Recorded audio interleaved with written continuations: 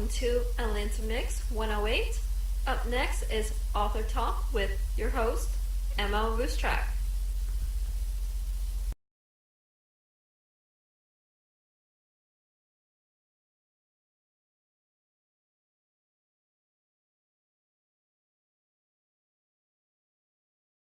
Last year was crazy without you. Not a day went by that I didn't think about you. I miss you so much, my love.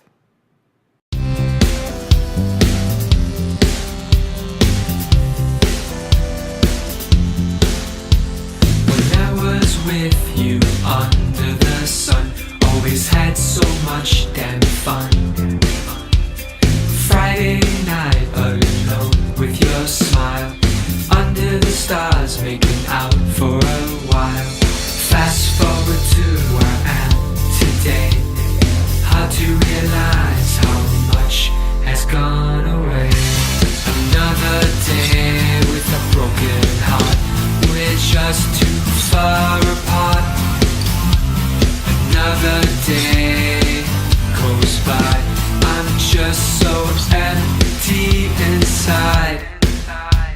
You packed your things and gave a shout, slammed the door on your way out. Wish I didn't feel that breeze, wish you stayed and forgave me. Fast forward to where I am today, never thought you'd go away.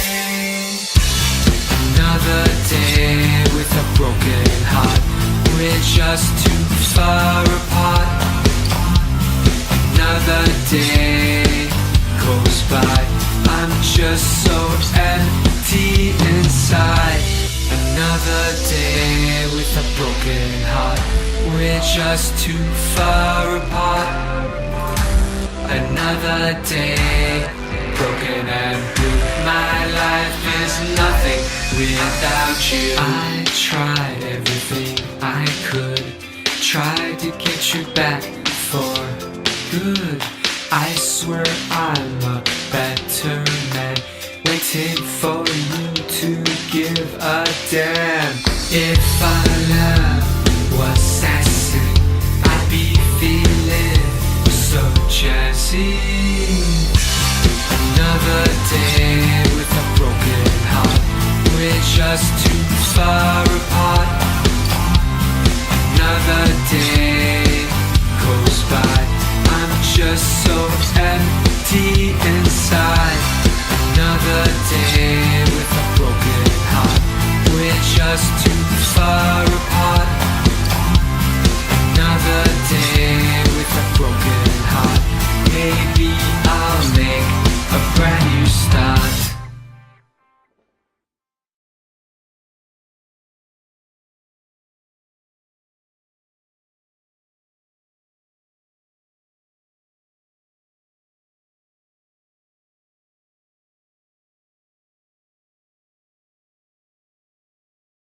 Welcome, Alana, to another wonderful edition of Author Talk. I'm here with Antonio T. Smith, Jr. Welcome. Yes, Beth, thank you for welcoming me. I'm so excited to be with Melissa. I've heard all about you. I've taken the time to research you. You're a pretty big deal. Oh, not that big. I'm just a small-town girl, really.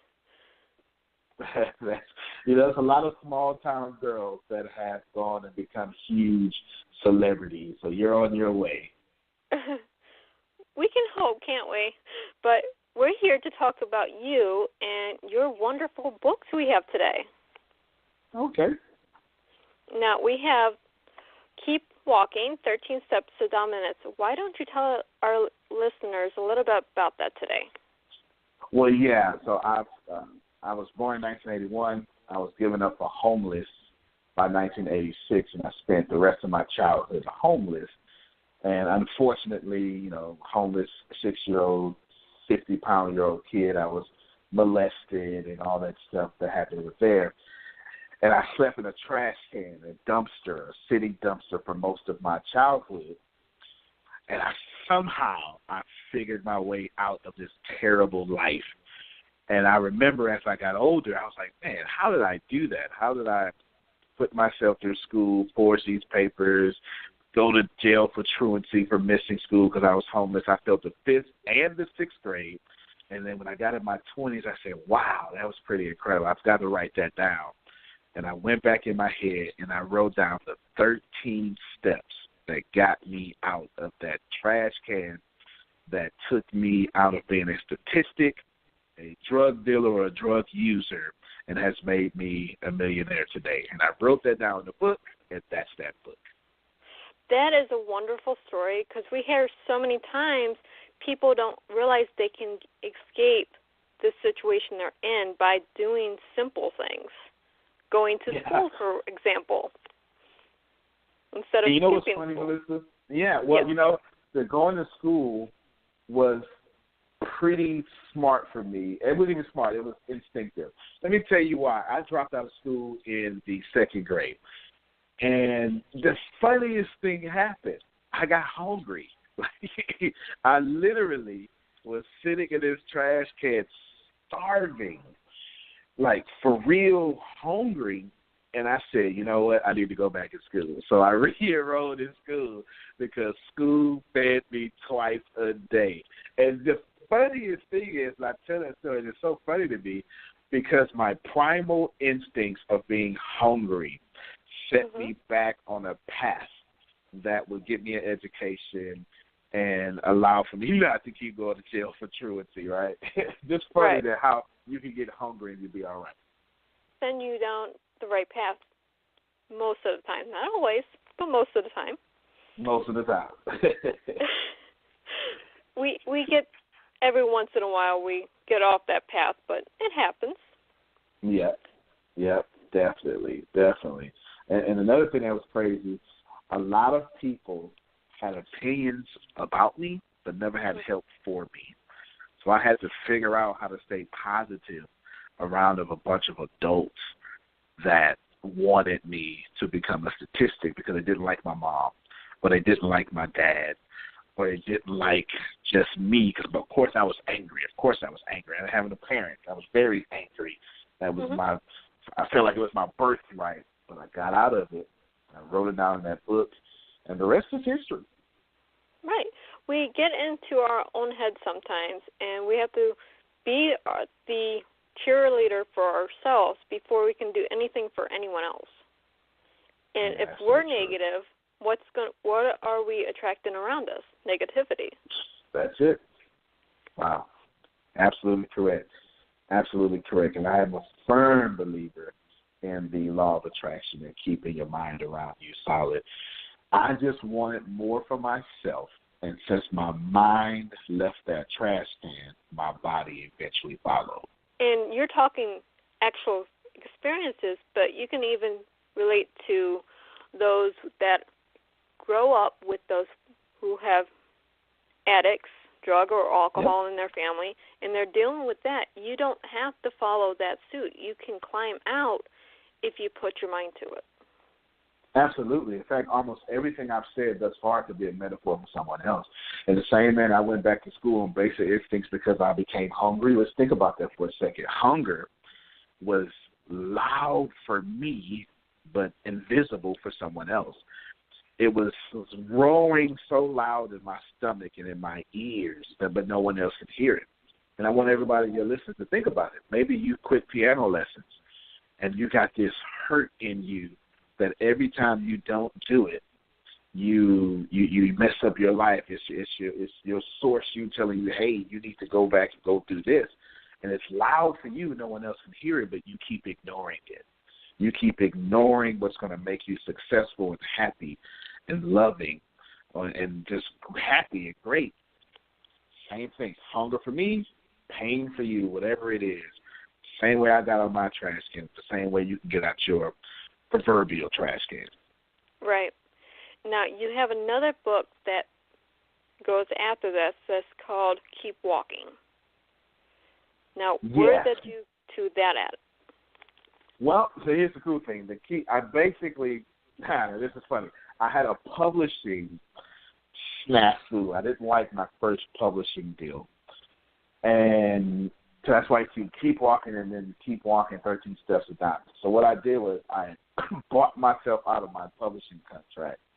I then bought everything it would take me for me to be a publisher, and then I republished my own book. When I did that, I fixed a few things that were some correction, and it was more than enough corrections to where the Library of Congress forced me to get a new ISBN and call it a Volume 2. So that's basically the 13 Steps of Diamonds to the Volume 2. And here's what's even more crazy. They both hit Amazon bestseller #1. They both did. That is insane.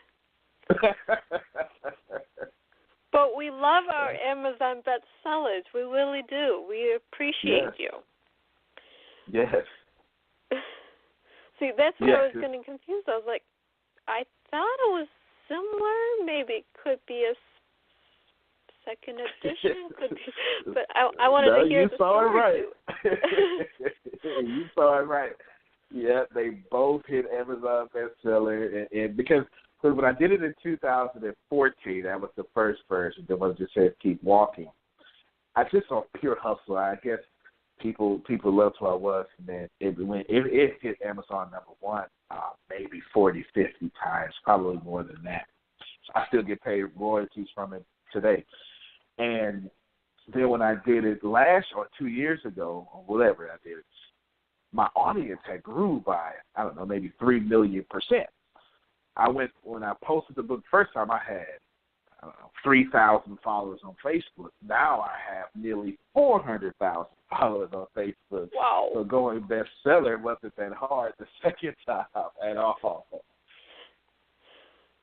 Yeah, I'm stuck at like almost 2,000 followers right now, but it's okay. Yeah. That's it's rough. It's hard to get out of it. It is hard. Yeah. But we get there. We put our path down and we say, okay, I'm not going to stop until I get to this point. Well, once you get to that point, what's next? You don't stop. Yep. You know what? That's a good point. I was at 3,000 followers from 2009 until 2015. And that's to 2016. I was at 3,000 followers from 2009 to 2016. And all it takes, ladies and gentlemen, is just what exactly Melissa said. Just keep moving forward. And what happened, I was on stage and I did this crazy keynote in front of Les Brown, who I now work for Les Brown. And I just went viral all of a sudden. And by the time I lifted my head up, everyone was following me to the tune of 2,000 new people a day. So you never know when it's going to happen. Had I stopped anywhere between 2016 and 2009, I wouldn't be where I'm at today with that many followers. Exactly. I never thought I would get to 2,000 followers. And then that's just with book stuff. That's not counting radio. But then you turn around, you're like, where did all these people suddenly come from? Yeah, it's crazy. It's crazy. I mean, it's a lovely thing. Yeah, I was into Sin Book. Unfortunately, they're only doing fiction right now, but I would love to see some of this put in maybe your life story as a Sin Book if you write it and pin it down. But because that would be inspirational. But I got down to like 30 days, and you have 90 days to get 1,000 votes, and I was the first person to get 1,000 votes. I'm like, what? Wow. I know some of these authors. They have more followings than me, but that's excellent. Yeah. Wow. That is excellent. And let me tell you, I've researched. I'm coming on this show. I said, wow, this lady is awesome. Let me research. And the more I researched, I even saw your show get like 3 million people a month. That's insane. Yeah. That's crazy. That is amazing. You're wielding that power. It's like I did this is how this show came about. I've never shared this story before on Author Talk. I was in Vegas promoting my publishing house that I'm an author through, and someone heard my pop-up podcast, as I was calling it, and they said, you have an excellent radio voice. Why don't you have a radio show? Here's a station. I'll give you 30 minutes a day. What would you like to talk about? I was like, what? So that's how it came about. That's how Author Talk came about. See, you being positive, you kept moving forward. That's no different than my 300,000-something people moving forward. And you know what's funny? That you keep mentioning, I just thought about it. I'm actually looking for a publisher right now. Les Brown, the great motivational speaker, has written a foreword to my newest book that's coming out called So Happy and Grateful. And I'm shopping it for a publisher right now, and I felt some good energy when you said that you and a publishing company. Wow, you never know. Never know. Yeah, I am an author through the publishing company. I got into their marketing division, but I don't make the publishing decisions. I just do the marketing distribution, but I talk to the actual publisher daily, so. Hang out with me after the show, and I'll email you some information. Well, see, y'all see how that works?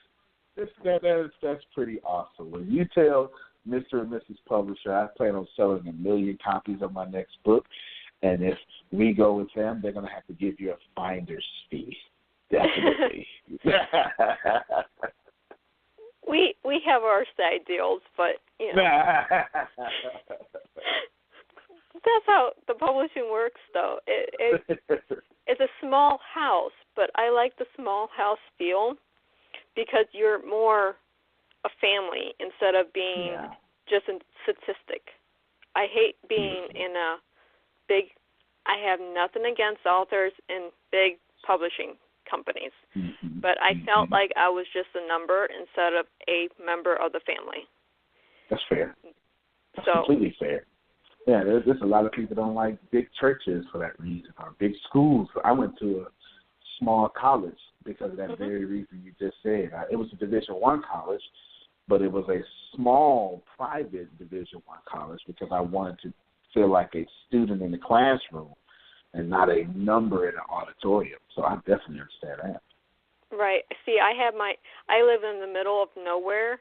My daughter's graduating class is under 40 students. Wow, you are definitely in the middle of nowhere, Miss Sue. Yes.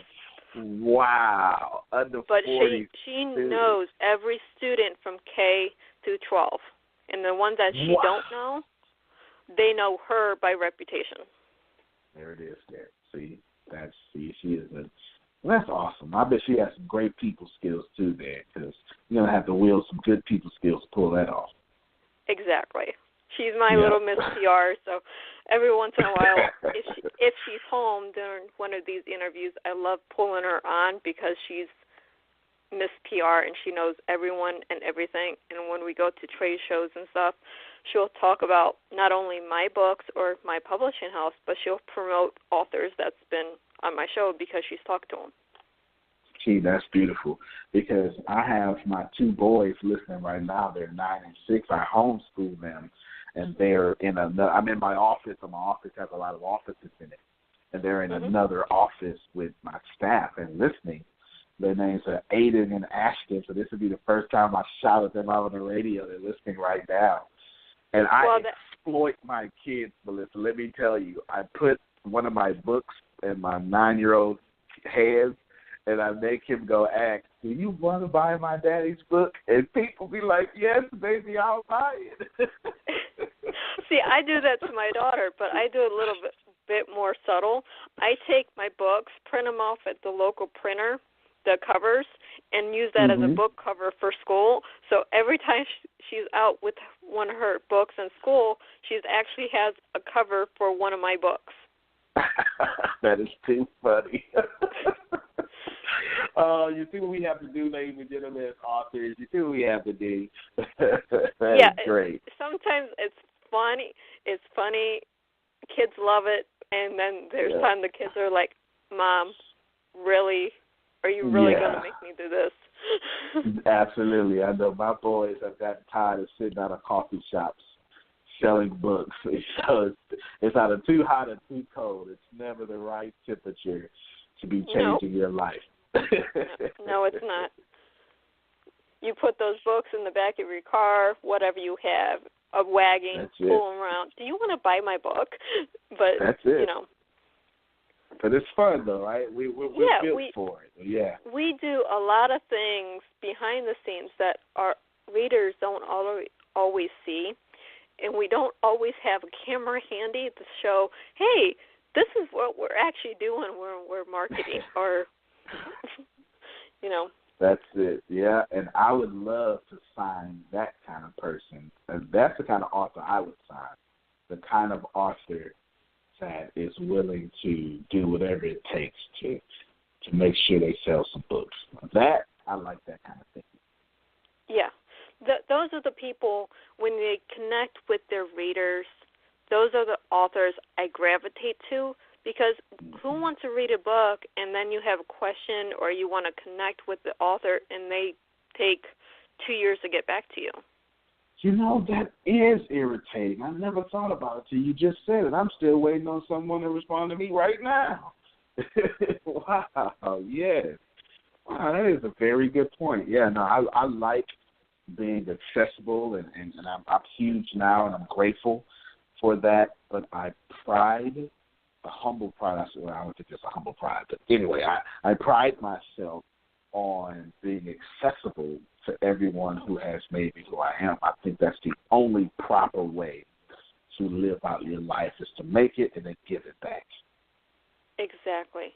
It's not, I got into the marketing with the Wild Dreams because of things I'm doing off the screen and off radio that I'm doing for my own book. I'm like, wait, what sense is it for me to do this for myself when it would take me 3 seconds to pull the whole family, the whole Wild Dreams family with me?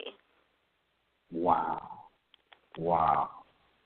That you're absolutely right. I mean, that's, you know, it does sound like a family over there too. You sound like you're at the heart and center of that family too. So that's pretty cool. We got that going on right now. Yeah, you're gonna run for president? You got my vote. You got my vote. No, okay. Yeah, unfortunately, I don't qualify toward the regulatory side of the presidential race. So. Oh, okay. Well then. You got my vote for something. Maybe you can, run for president of Facebook or something. I'll vote for you. Oh, okay. I appreciate that. But we have another book that you have out called God at War. Let's touch base on that where we have time. Yeah, sure. I had two smart things I did here. I noticed in my audience there was a huge religious sector that was craving for a book. So I said, well, I know something about a little bit of religion. Let me write a book. So I literally wrote a book for about 10,000 people of my audience. 300,000 people, and I wrote a book for 10,000 people, which seems weird, but let me tell you how brilliant it was. The book, God at War, highlights the story of the guy named Elijah in the sacred text, what some will call the sacred text of 1 Kings chapter 17 in the Christian Bible. And I take a scholarly approach because I actually have degrees in the field. So that's why I did. I take a scholarly approach, and then I make it a motivational scholarly approach on the book. So I do something really weird with the book, and I take this audience, and in 7 hours, Melissa, I promise you, the moment it drops, in 7 hours. That was 7 hours. That book went #1 bestseller in its category on Amazon in 7 hours and stayed there for 3 weeks. That's insane. 7 hours. Oh, yeah, we have to talk at this show. Definitely. It's there. We were taking pictures. It was pretty cool. And because I understood the process of things. There's 10,000 people that want this book. I don't know how many of them. I haven't checked the numbers in a while, but, they're there hungry for it, so I just gave them what they wanted. And it's pretty cool, though. It is all about, the moral of the book is that God is constantly at war for you. No matter what's going on in your life, no matter what you think, he is constantly swinging an axe to get things out of your life in direction that should not be there. That's the point of the book. That's a wonderful motivational thing. And again, you can read it as a scholarly, or you can read it as a metaphor as well. Absolutely. Psychologists buy the book, too, from the scholarly standpoint. Right. You can read books like this, not just as motivational as a story, but you can read the metaphors and put them into your own life. That's why I love these type of books. Yeah. You don't have to read them as they're wrote. You read them as a metaphor, and you give deeper meaning to yourself. And I think authors like us love that the most. Mm-hmm. I think that is what we would just, just the joy of someone reading my book and giving it their own meaning. It's addictive for me. I mean, who doesn't want that to happen? Who doesn't want to create a fantasy world for someone that helps them get to their next best move? Right. See, my thing is, and a lot of authors don't like this, but fanfiction.net, I love the site, and I would love to have one of my stories or series put on here by fans, because that just feeds me, oh, you love my story so much and you wanted this to go this way or change something. And it's wonderful to read as an author, at least in my opinion. Oh, yeah. I'm Googling it right now as you're talking. I never heard of the site. That's awesome. I would agree with you. Yeah, there's thousands of different book series there. Books, movies, music. I think there's different categories. But there's so many different things, and fans write the stories based on their interpretation of the book. So that's awesome. I love that site for that reason. And I would love one again? Fanfiction.net. Fiction. Oh. There it is. They owe you money? No, they don't owe me any money. No, anyone I throw out there on the radio, they don't owe me money, and unless they want to throw me a little money here and there. Yeah. That would be nice, but that doesn't always happen. But yeah, it's something I found before I became an author, so that was my writing outlet. That's awesome. I'm looking at it right now. Pretty cool. All right. You're going to make me a new fan. You never know what you might find on the radio. Yeah. That is true. Now, before we go, you said you had something for our listeners. Yes. I'd like to offer your listeners, exclusively for your listeners, I have something called the Plant Better University. I do a lot of business coaching, and I've discovered a lot of people can't afford business coaching. They're beautiful, wonderful people. So I try to figure out what can I do. And what I did was I created a platform that costs $8.99 a month. And it's business coaching, personal development, marketing, all sorts of stuff, even some movies and some motivational, everything on there.